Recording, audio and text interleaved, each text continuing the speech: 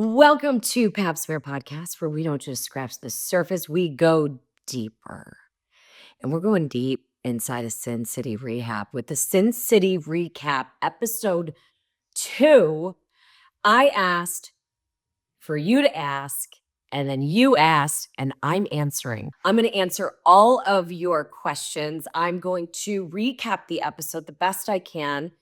And all I'm going to say is thank you. Thank you guys, because I went to Home Goods today and it felt like I was super famous and I was on tour. Like, for any of you guys that know the movie, I believe it's called Soap Dish. Look it up, because that is how I felt today at Home Goods when I was running around like a psycho, buying everything at the store to finish the final episode of Sin City Rehab, by the way, that I'm finishing now. The reveal is tomorrow for the final episode, episode 8, that you're going to see. So it's crazy. The feedback and just people stopping me and saying that they love the show and they're loving it. Thank you. My heart explodes. Like, I just can't tell you what it means and what it feels like. So I love you guys. And these recaps are like crazy because I'm trying to do them in between, but I wanted to make sure that I kept up with it. So Sin City, episode 2. Here's what I'm going to say. I'm not going to skirt around it. I'm going to try to skate around it, but I'm going to say this. Like me or hate me, I don't give a shit. I don't. All that matters is the people I love, the people that know me, that love is there. You don't like me? Fine.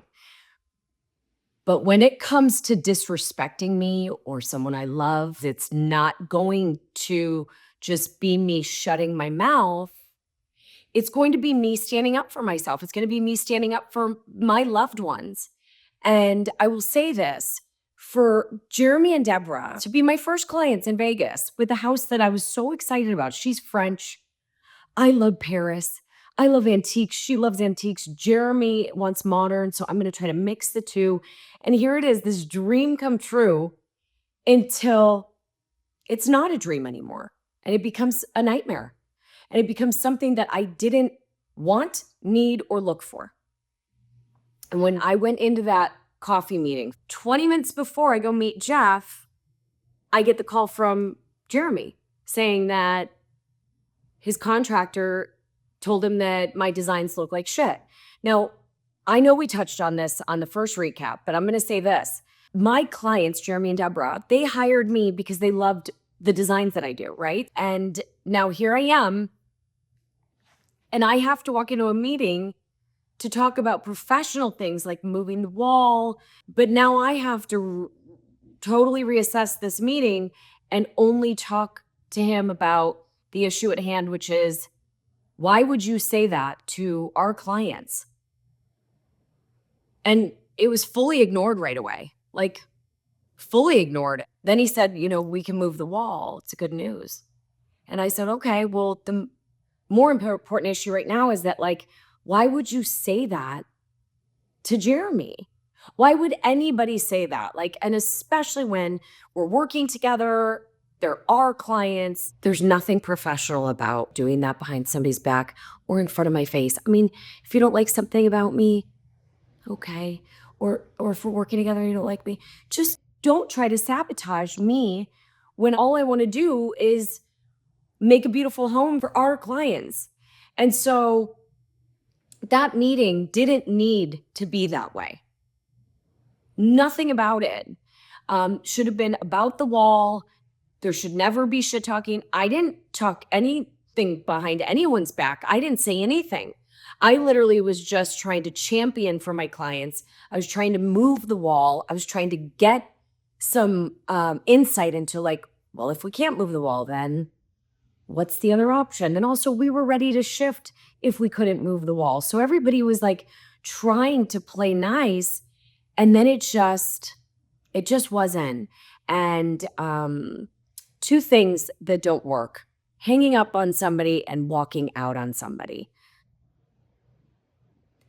That's never solving anything. Communication is key. Honesty, integrity, like all those things are really important in life and also in this business. I'm going to stop there. And I'm going to say, I would never tell my clients to hire someone, fire someone, or anything in between. I stay in my lane. I do what I'm really good at, and that's it. If Jeremy and Deborah decided that they weren't going to go with me and that they were going to move forward with their contractor, then I had to step out of the way. But Jeremy and Deborah decided to get rid of their contractor. And I'm going to tell you that in that moment, it felt like we could move this forward. Like nothing's stopping us now. And, I don't like to recommend any contractors to anybody. It's just not my thing. And it's just not something I believe in.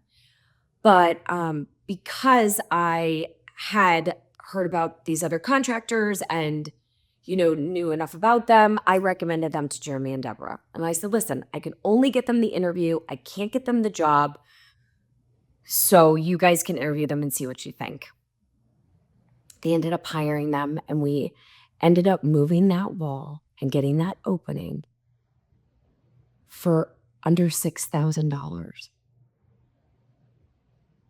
And it didn't take a year. And it wasn't a struggle. And there weren't no's. It was just yes. It was, let's find out how much it is. Let's see how we can do it. And let's get this opening done.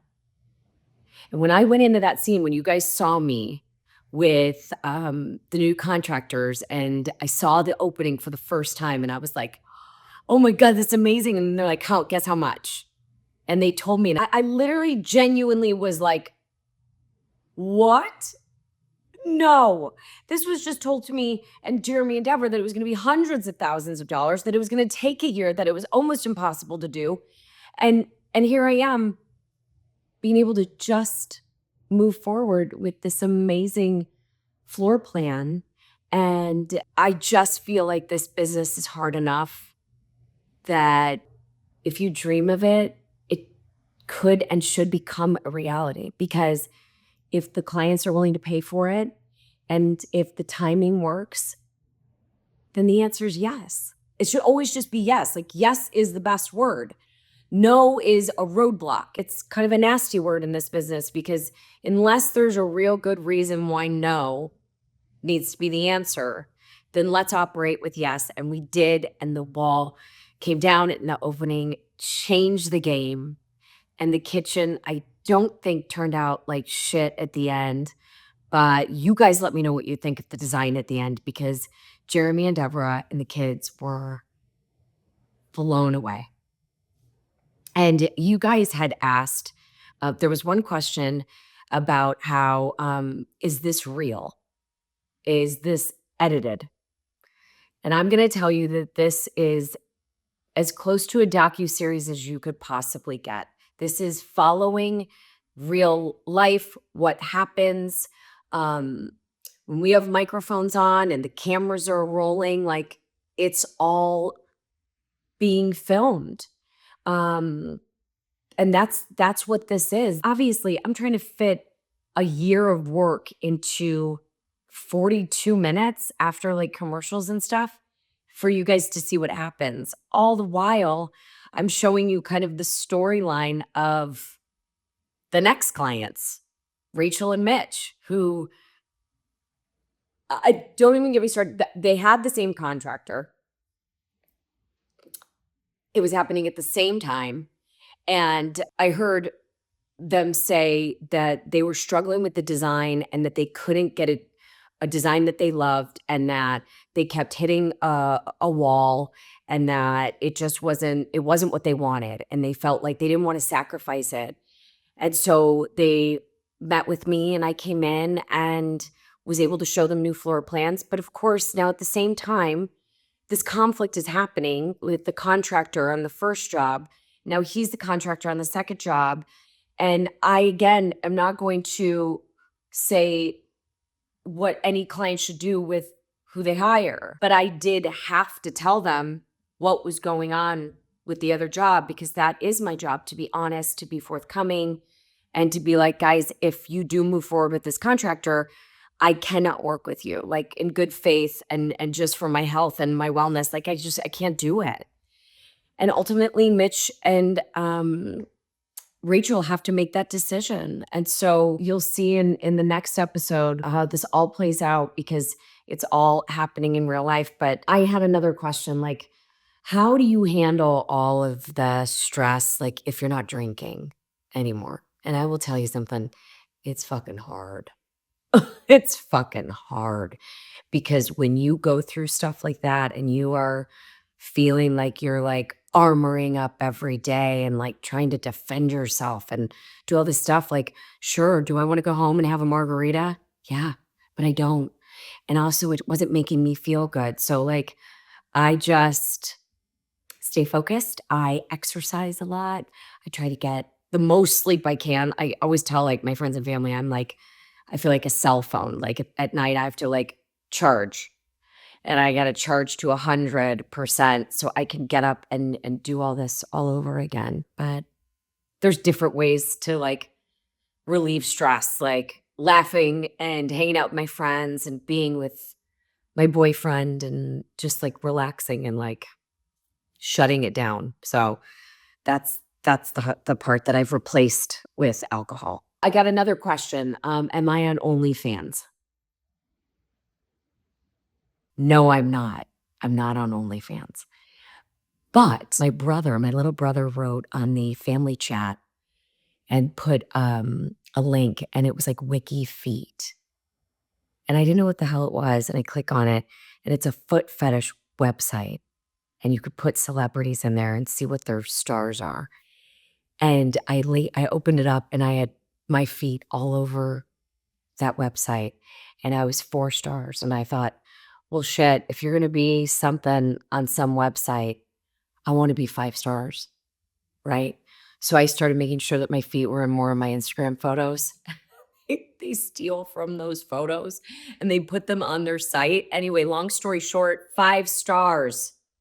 So yeah, I mean, does it sound appealing to go on OnlyFans and like do like pictures of your feet? Because what's wrong with that? If someone loves your feet, like go for it. Sounds way easier than what I'm doing now, but I'm not doing that. So the answer is no. But the honest answer is it sounds way easier. Let's talk about the design of this house because the treehouse was one thing, but doing the rest of it and mixing old antique pieces with new and making sure that this kitchen felt like we almost did like an addition to it, but we didn't. And creating 2 spaces in the kitchen because we moved the opening and the pantry, you guys, I wish you could have seen more. SRS Fabrication, who did the treehouse, they made my pantry dreams come to life. And they built these pantry stationed doors out of metal and then they wrapped them in white oak veneer. And then we did window panes because I really wanted this pantry to look and feel like a French bakery. Like you step into a whole nother world and that it gives it dimension and depth because you've got the mirrored backsplash reflecting, but it makes it feel like it keeps going when you're looking at it. We've got the separation with the beautiful pantry fixed doors that establish like a space, but then also like compartmentalize it. You've got these beautiful cabinets and open shelving, and it was so dreamy. And it didn't make the kitchen smaller. So they had tons of cabinet space in this pantry, which means we didn't have to do that many cabinets in the main kitchen. Because next to that amazing hood, by the way, that hood, we'll talk about it, were windows. And so when you flank a hood with windows, you can't put upper cabinets. So then we only had the lower cabinets, and we only had the lower cabinets at the island. And then across was a dedicated refrigerator, full fridge and full freezer in black with antique brass. And then, oh my God, the Calcutta countertops, the marble countertops with the big mitered edge. And they're all honed. And I brought that backsplash up. Now let's talk about the hood. So I have my new hood line out with Hoodsley. This hood is called the Wicker Park. It was named after one of the little city suburbs in Chicago that I used to live in. And so I named it after Wicker Park, and it swoops and it's sexy and it's in the chocolate brass color and it looks like a piece of art. We put sconces over the windows on the left and the right of the range. But the reason that we didn't have to make this kitchen feel heavy with cabinetry is because we had all that additional cabinetry in the pantry. Also, quick intermission, I'm not naked. This is my sports bra. It's just nude. And honestly, I didn't change. I ran in the house from styling another house. I've got to go back there in an hour, and I just didn't change. So here it is. I guess I should show a strap. There's a strap. So the kitchen, dying. The view from the dining room to the kitchen and the kitchen to the dining room with that antique piece that we found. Let me tell you something. That antique piece, unbelievable. What happened with that antique piece, you guys asked about. So before we ever bought the antique piece, I called the contractor and I said, hey, here's the dimensions. Can you go higher up and move the soffit up? And could you bring the walls in? The answer was yes. And I was like, yes. So we bought the piece and then there was an issue. And so we met at the house and they were telling me that it's going to cost them more money. And I was like, I'm sorry. But in this business, when a designer asks if something's possible, the answer should not be yes and it should not be no until you know for sure. But the answer was yes for me. And so when it came back around and they were like, there's plumbing in this wall, we have to charge them. That's where I put my foot down and I say, this is absolutely not something I can go back to the client with. They just spent over $10,000 on this antique piece because the answer was yes, we can move it up. And there was no additional charges. No one said anything. That was it. So I have to protect my clients. And ultimately, they made it right and it was totally fine. But like this business isn't easy. Like those little things turn into really big problems and they snowball.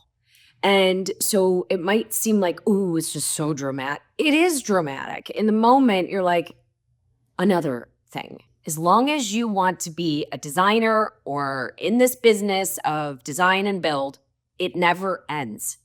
It's never going to be easy.